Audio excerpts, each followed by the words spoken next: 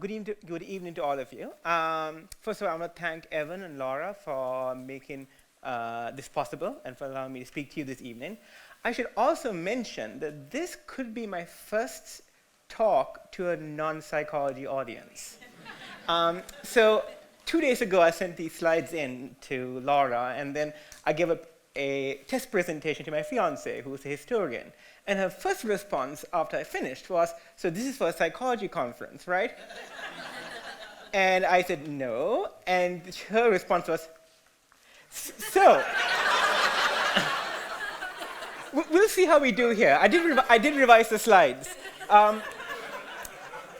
So, my talk today is about my primary area of research, which is post-traumatic growth. And this is an area that many of you are probably familiar with, in part because there's so much that is written about this. So for those of you who spend at least 2 minutes on the internet every day, there are self-help articles written by psychologists, therapists, counselors, talking about the ubiquity of grief, how we deal with it, and at some point, the silver lining. And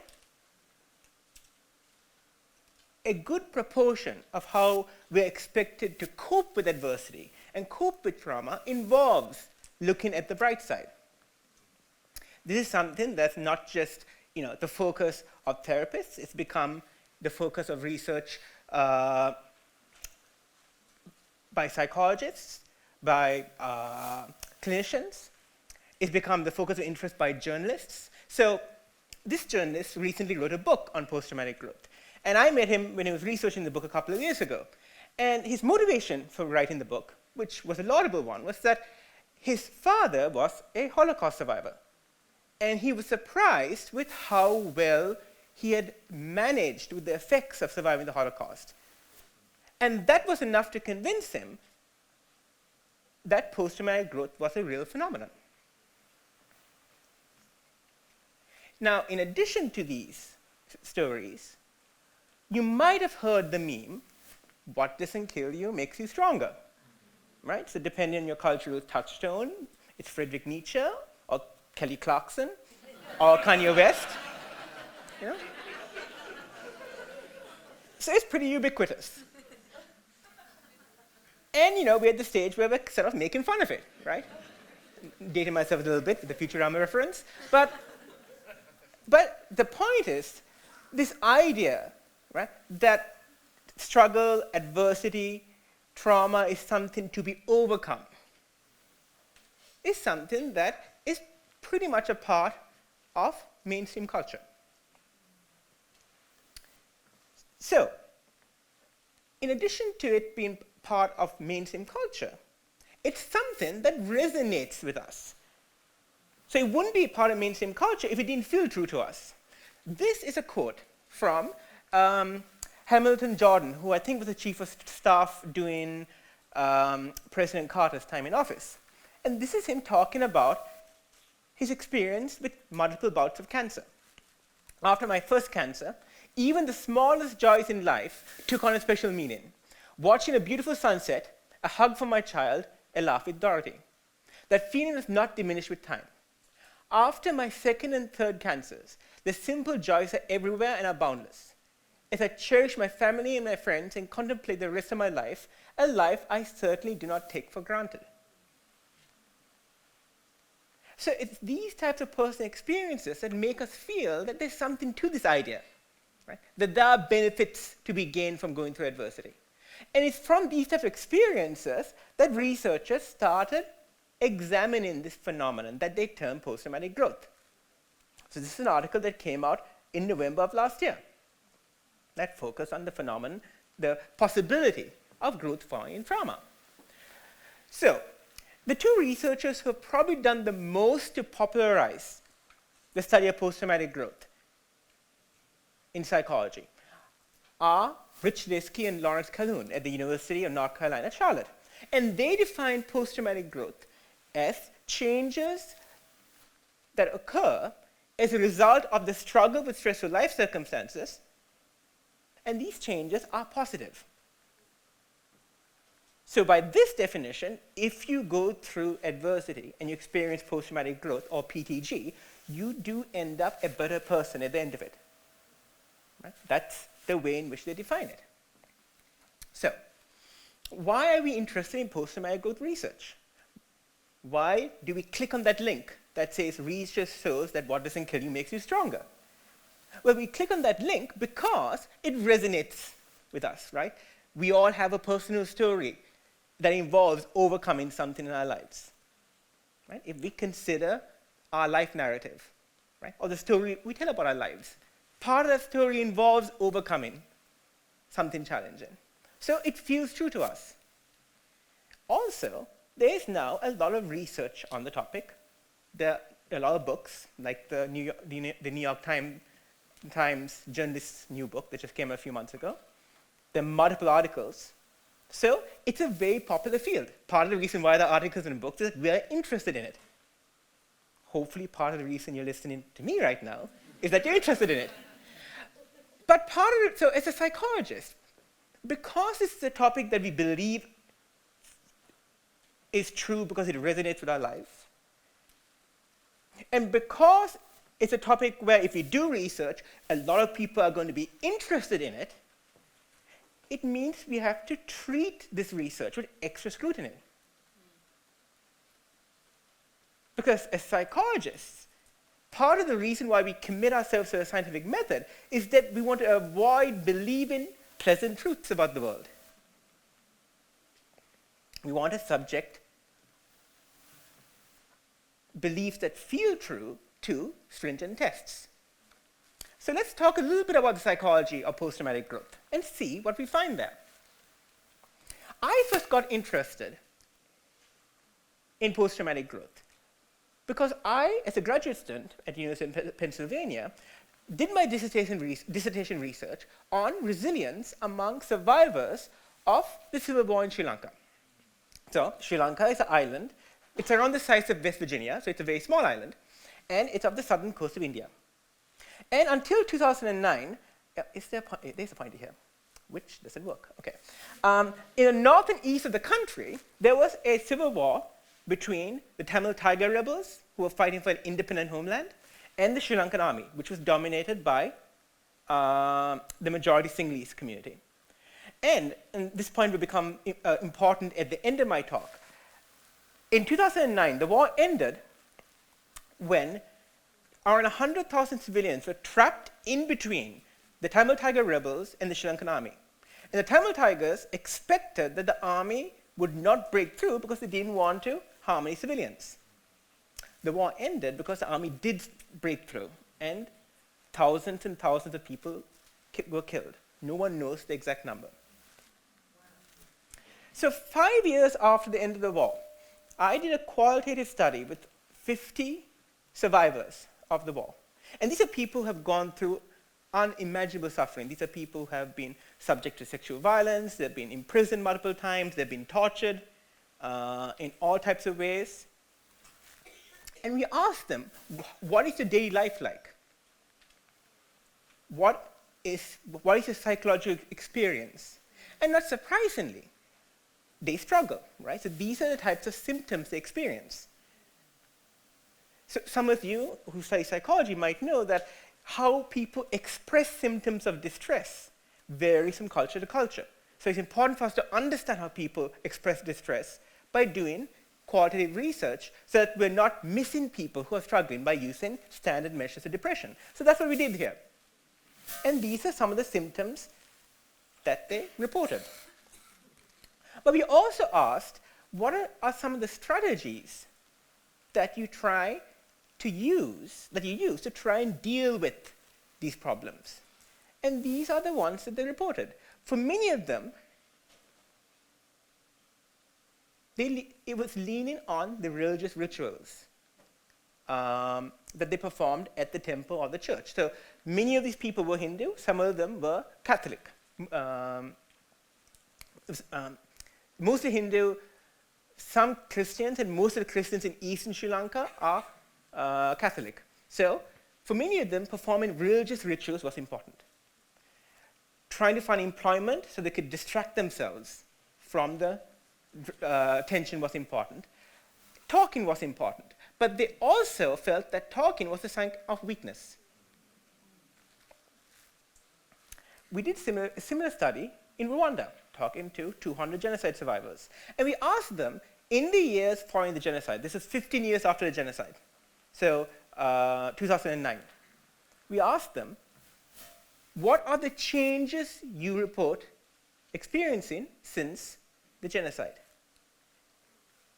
And they reported a mix of changes. Some of them were positive. So they reported that they could fulfill their basic needs much more easy than before. They had greater aspirations. A lot of them were very motivated to further their education. But they also reported a significant decrease in trust, which, if you think about, I don't want to go into the context of the genocide, the different communities involved, but they spoke about how they couldn't talk to people of the other community. And that was something they felt they couldn't be open about. So, this type of work, which I did early on when I was a graduate student, got me interested in post-traumatic growth. So, I looked at how it was measured. This is the most widely used measure of post-traumatic growth. It's called the Post-Traumatic Growth Inventory.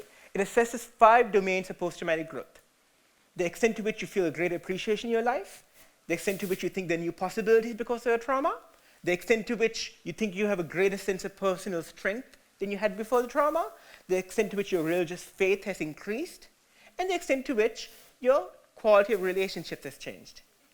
And I'm not going to have you all take a psychological test now, but pretty much the measure asks, because of the adverse event, how much would you say you have changed on these different items?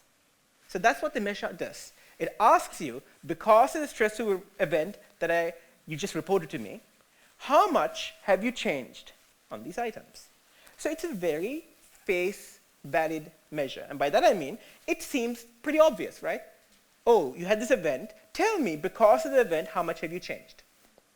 So most of the studies you read about post-traumatic growth are going to be studies that use this measure. Okay. So this is what the measure is asking you to do, right? When I'm asking you, because of the trauma, how much have you changed? I'm asking you to think, how am I doing now?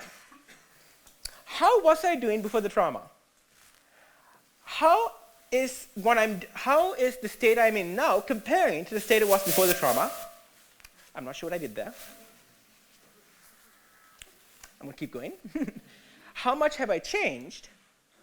And how much of that change is due to the trauma?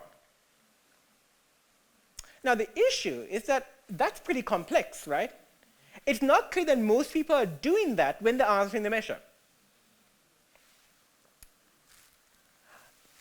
Another problem is that I'm asking you, how much did you change because of that event?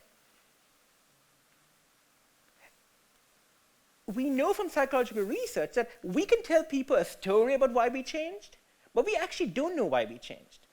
I can tell you a really good story about how I became a lot more extroverted after I moved to the South in 2010. It involves, it can involve a program of self-improvement, being outgoing, making new friends. But who knows why I became more extroverted, right? It could just be because I got older, right? So the point is that we can tell a story about why we changed because of an event, but that doesn't correspond usually to what actually happened. So the point is that this measure isn't very precise in identifying true change for an adversity. So when you give me an answer on this measure, that measure is capturing actual change to some extent. So when you tell me you changed because of a traumatic event or an adverse event, it might be because you changed.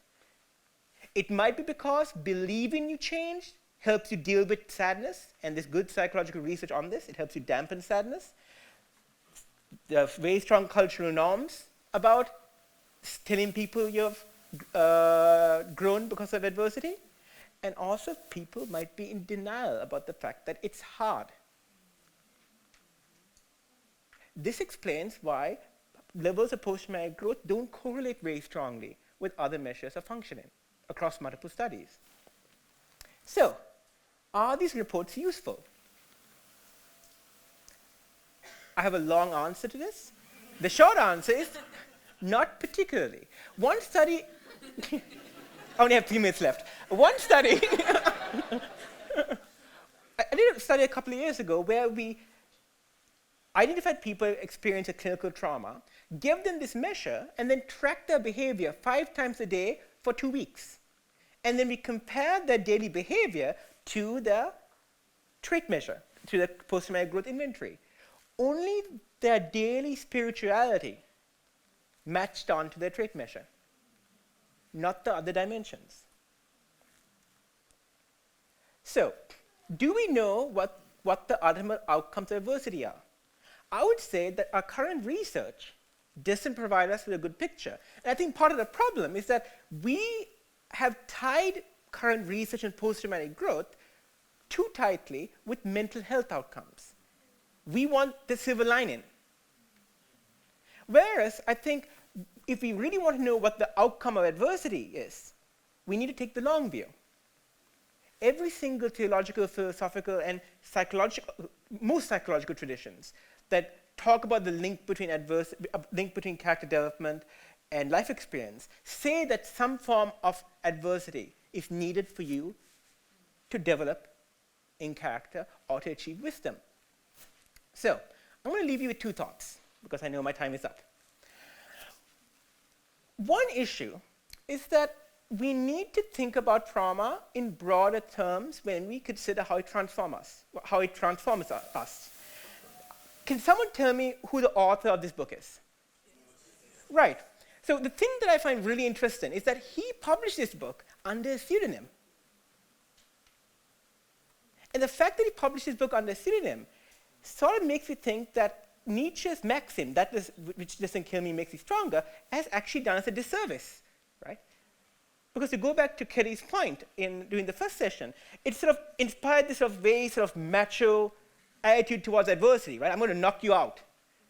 Whereas Lewis's book talks about the vulnerability, right? The doubt, right? That comes with enduring suffering, enduring adversity. And that the lessons of adversity come somewhere down the line. And I think that's a perspective that psychologists need to take. My second and final thought is that it might not be growth or benefits necessarily that come out of adversity, but learning something about what you need to do, or learning something about what your values are in the face of adversity, right? So what St. Paul said when he, in the book of Romans, when he spoke about how suffering leads to endurance, and endurance leads to character, and character leads to hope, right? That sentiment is captured very nicely in Maya Angelou's quote over here. It's also captured in a chapter in this book by the BBC reporter Frances Harrison. It's a book about the end of the Civil War.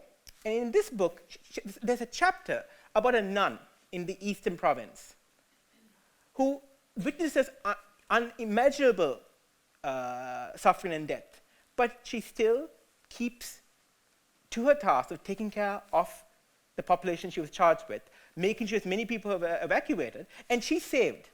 Right? But a lot of people around her died. Right? And as Miguel pointed out in his talk, right, she's very aware of the fact that she survived, but a lot of people didn't. Right? But what's also clear is that despite the doubt she has, right, despite the guilt, she still does what she has to do.